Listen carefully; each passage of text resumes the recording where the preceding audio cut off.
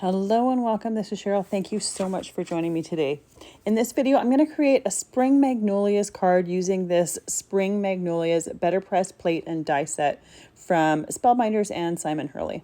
I absolutely love the florals in this, and I'm going to use them in two different ways. I'm actually going to create two different cards. So for the first one, I'm just putting the plates that I want to use on my Better Press system. I'm going to be using some Memento ink and some Hammermill cardstock, and I'm going to be coloring with Copic markers. Both of them are going to, or both of my cards are going to be colored with Copic markers, but they're going to be done in two completely different ways to create two completely different looks. So for the first one here, I have some Hammermill cardstock. I'm just taping that onto the clear plate of my Better Press. I'm going to be using some black Memento ink with these plates because Memento ink is a Copic friendly ink. So when I go to color with my Copic markers, I'm not going to, the ink is not going to blend and bleed and run with those alcohol-based markers. So once I put my clear plate onto the base, I just run it through my Spellbinders Platinum 6 machine to transfer that ink and that image over. And I absolutely love how gorgeous those images are. Set them aside so they can dry for a few seconds. For my second card, if you've seen any of my videos before, you may know that I absolutely love using Copics with glitter. And I like coloring them with glitter. So I thought I would try and see if it worked to use this on the Better Press and to use it with Better Press plates. So I have some strong double-sided tape here, and I put it onto my cardstock, burnish it in place, make sure it has really good contact with that cardstock, and then I'm going to take that backing off and put some microfine glitter on it. Now this tape here is called Suk Wang, and I've used it for years, and I love it because not only does it stick really, really well, I have cards that I've done different techniques on for that I've done years and years ago, and the tape hasn't started yellowing. So I really like the fact that it doesn't change color over time. Once I have that microfine glitter on there, I take a bit of my tape backing and I just use it to burnish that glitter in place. That just flattens the glitter. It makes it have really good contact with the adhesive, and it makes it really, really sparkle. Once that is completely done, I can tape that onto the clear plate of my Better Press. And this time I'm going to use some black Brilliance ink. So I don't want to use Memento ink for this because it would never dry on my glitter, and I don't think it would work for the next step. Using the Brilliance ink, I'm going to use some clear glitter to seal that in and seal that color, and that clear, I think I said clear glitter and I meant in clear embossing powder. That embossing powder is not going to be affected when I go to color with my Copics. So I have used Brilliance ink with stamps and whatnot, and then embossed with clear embossing powder and colored with Copics, and it works perfectly. You don't want to use colored powders with Copic markers because they do start to break down that embossing. The other thing is this clear embossing powder, it might stick to some areas of this glitter background, but because it's clear, you're never going to see where that is. If by chance I had used black embossing powder, not only is the Copic markers going to start to break down that powder and start to smear on my image, but chances are I would have little black dots on my glitter background because it sticks in the little roughness of the glitter, as well as there might be a little bit of adhesive exposed. Both this tape and these glitters are heat resistant. They don't seem to melt with the embossing tool. So it works perfectly for this. I've done this a few times and I've never ever had an issue when I've used a heat tool with either the tape or the glitter. So with my Copic marker coloring here, I have 3 different shades of pink, and then I have 3 different shades of green. And all of my coloring, I'm going to go from light to medium to dark to medium to light. So I do the entire flower with the lightest pink, then I go in with the medium pink and put a little bit of shading, and then I go in with the darkest pink and deepen that shading just a little bit.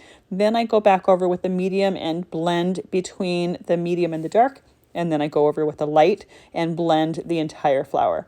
So the colors that I'm using here is RV000, RV02, and RV04. Now, in the end, my pink ends up being, or my RVO4 pink tends to be a little bit too hot pink, almost fluorescent than I like. So I will dull that down a little bit, and I'll share with you in a few minutes how exactly I do that. But for the coloring itself, I do the same coloring for each and every flower. I go over the entire flower with the lightest pink, then the medium, then the dark, go back over with the medium, and then do the lightest over the entire thing. I only work one flower at a time, so I'm not doing a whole bunch of flowers at once, but I don't necessarily need to do just one petal at a time. This way I've done it with a light, medium, dark, medium, light is how I learned many years ago. I've seen other people that have just go in with the dark color, then the medium color, and then the light color. I keep trying to, or meaning to try it, but I'm a creature of habit. This is how I've done it for years, and this is how I just keep doing it. So I would suggest trying and seeing what you like best. There's really many different ways to do things. This is just how I've always done it and how I like to do it. So once I have all of my flowers colored here, I'm going to go in with W3, which is a warm gray color, on top of those flowers. Before that, I'm doing my greens. So for my greens, I have G21, YG63, and YG67. And I do those greens the exact same way I do the pinks: light, medium, dark, medium, light. So now I'm doing that W3, and it's just a warm gray. It's just going to tone down that pink a little bit. So I go over any place where there is that pink, and then after that, I take my lightest pink and go over the entire thing to blend the whole thing out. And it just tones it down enough so that pink doesn't really look as fluorescent or bright anymore. It's the perfect solution if you ever do something that's a little bit too bright or dark or whatever. You just want to dull it or tone it down a little bit. This works perfectly. So I'm using a warm gray for this because I wanted these flowers to have a little bit more of a warm feel to it. You could also use a cool gray to do this exact same thing as well. I haven't tried it with the neutral grays because I don't have any, and I can't remember what the other type of toner gray. I don't have any of those either, so I haven't tried it with that. I've only done it with warm grays or cool grays, and it works perfectly. If there's an area that's just a little bit, you just need to change something just slightly. Another thing you can do with this is, say these are all pinks, but say I wanted to add a bit of a coral to that center. Because Copics are transparent, you can go and add another color over top of it, and they blend together once you go back over with a light color and blend them all together. So you can see how just adding that little bit of that warm gray there totally toned down the centers of those flowers. I think on camera, they didn't look quite as fluorescent as they did in real life. In real life, it was a little bit shocking, but I like them much better with the warm gray centers. For the glitter flowers, if you've ever seen me working with microfine glitter and Copics, the process is exactly the same. So I have RV29 here. I am putting that color in the centers or the base of each one of those petals, and then I'm taking a Copic blender pen and blending that out. And you can see that I will take my paper and I will turn it around so that my Copic marker is facing the darkest, where I want the darkest color, and blending it out. I also have a scrap piece of cardstock here, or paper here. It's just to clean off the tip of my marker. Sometimes that color will build up on there, and when I go to color, I'm not going to get as much difference between the darks and the lights as I would like. So by cleaning off that excess, I don't have to worry about that. I get all that excess color off there, and I have more ability to go and do the shading with the darkest and the lights.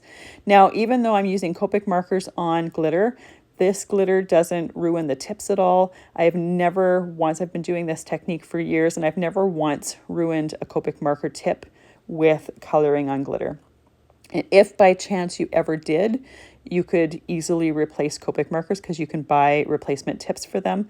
But in all the years that I've ever had Copics and had to replace tips, it's never been because I've colored glitter with them. Years and years ago, I was told that you could do this same technique with dye-based markers. And technically, you can. It works to do it. However, when I tested it, for weeks after doing that image, I could touch it and lift up color. So that color or that image faded super quick because anytime I touched it, I lifted up color and removed color. So that ink never dries on the glitter. Whereas with the Copic markers, it dries really, really quickly. By the time I'm done coloring this is all completely dry. So alcohol or Copic markers dry within seconds. So when I go and touch it with my fingers, I'm never lifting ink off of here. The other thing too is a lot of dye-based markers, the tip can't hold up to coloring on the roughness of glitter. So you'll ruin your markers a lot quicker by coloring on glitter with them. And most dye-based markers, or I don't know of any dye-based marker that you can buy replacement tips for. So you'd have to color on glitter, it wouldn't dry, and you'd have to end up replacing your markers because you would ruin them basically. So I only do this technique with Copics after trying it and seeing, because for me, knowing that the color is never going to dry with dye-based markers, to me that doesn't work. So this is a technique. You can see how much quicker that the coloring happens on when I do it on glitter than I do it on regular paper. And I absolutely love how you can see both the shading and highlighting as well as the beautiful glitter. You don't lose any of the sparkle from the glitter. So it has a huge wow factor to it. And I just love the look of these images with that Copic coloring on the glitter. And I'm really impressed that it actually worked using the Better Press to do this. This was an experiment, so I am absolutely thrilled that it works perfectly to do the Copic markers, or Copic markers on glitter using the Better Press plates. So once the flowers are all done coloring, I can start coloring in the leaves. So the Copic color that I'm using for the leaves is BG96. I'm using that very same blender pen. You can use that same blender pen with any colors. The one thing you want to do is take your scrap paper and color with that blender pen until you don't get any of the colored ink you've been using it with. Make sure that it goes nice and clear, and that way you're not going to contaminate your colors. If the color that you're using is very close to the one you used previously, you don't need to worry too much, but because I'm using kind of a pinky red here and then a green, I don't want to mix the two together and end up with some brown leaves.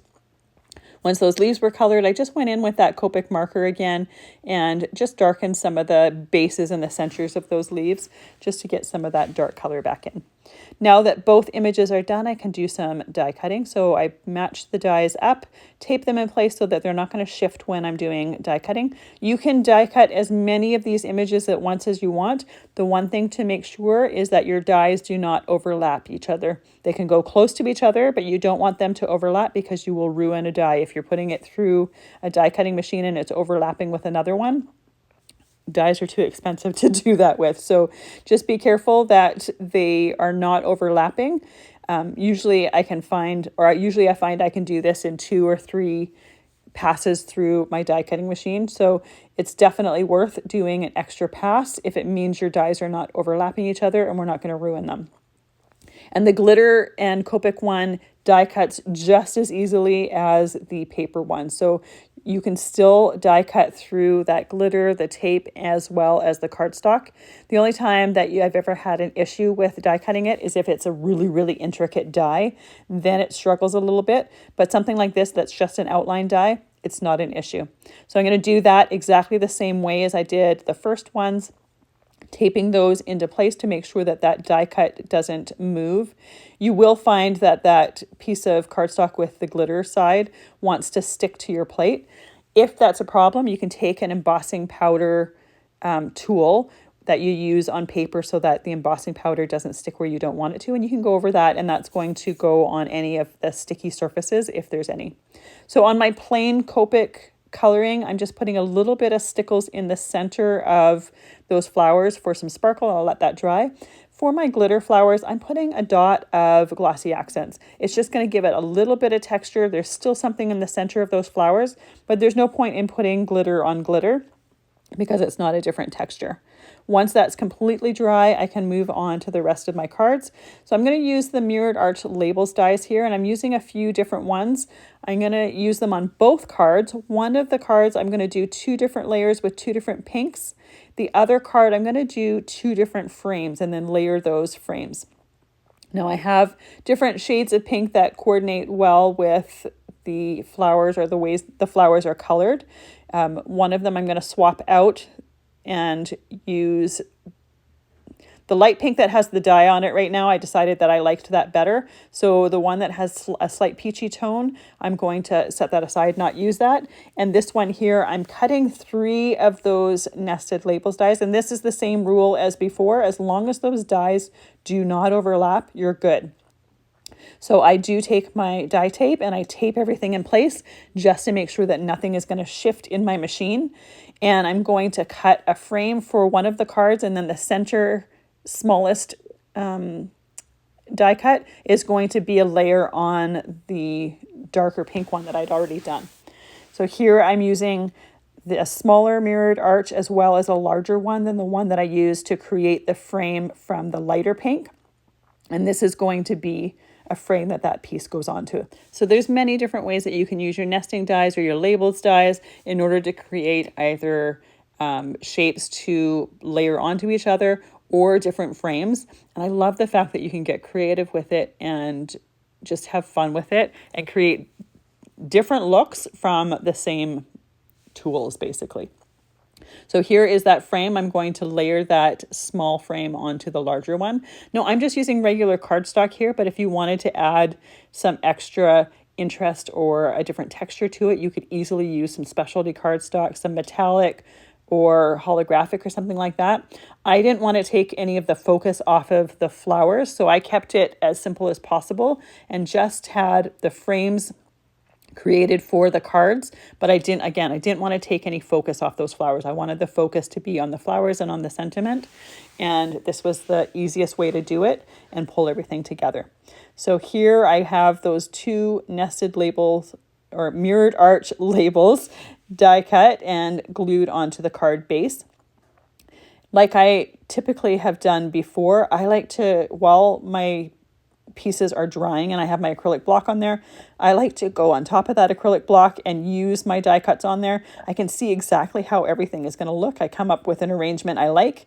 And then when I lift that acrylic block off and put it to the side, I don't lose my arrangement in any way, shape, or form. I can just go transfer that to my card base. So I'm going to do this same thing for the second card. The second card, I think I'm going to make it a horizontal card just so that it's a little bit different from the first.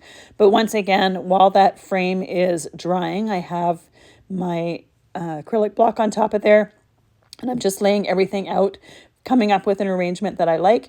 For this second one here, I think I'm going to take one of those tiny flowers and pop it up with a foam pop dot just so it has some little extra dimension. Makes it really, really easy to get that dimension. You could also use some scrap cardstock and die cut those dies out again if you wanted to add a little bit more subtle dimension to it. You could do that very easily with that. I'm gluing everything together with Barely Art glue in a fine tip bottle. I always love doing die cuts with liquid glue for sure, mainly because I can move everything and shimmy it into place, and I don't have to get the placement 100% perfect the first time. I also love the fact that this glue, even though it's liquid, it starts to grab and hold within, I want to say like 15, 30 seconds or whatever. So it really doesn't take too long for that glue to start holding everything together. Using the same glue with the second one here. And I just love how very simply you get 2 different looks from the same basically elements by just turning the card over, changing the arrangement slightly. I've got very similar colors here, but you can see how you get 2 different looks very easily from that. And for each of these cards, I've only done 1 set of flowers for each one of them. You could do multiple sets of flowers through the Better Press with those Spring Magnolias die cuts or press plates, and you can get an even fuller arrangement if you wanted. I wanted to make sure that I had room for my sentiment and for that to be able to be the focal point of the cards. But the sky's the limit. You could have a lot of fun with this. So here are the finished cards. This one here is just with the plain Copic coloring on the Hammer Mill cardstock. And I absolutely love how gorgeous those flowers are. This one here has just a touch of extra sparkle. You don't see a lot of the sparkle on camera, but it is absolutely there in real life.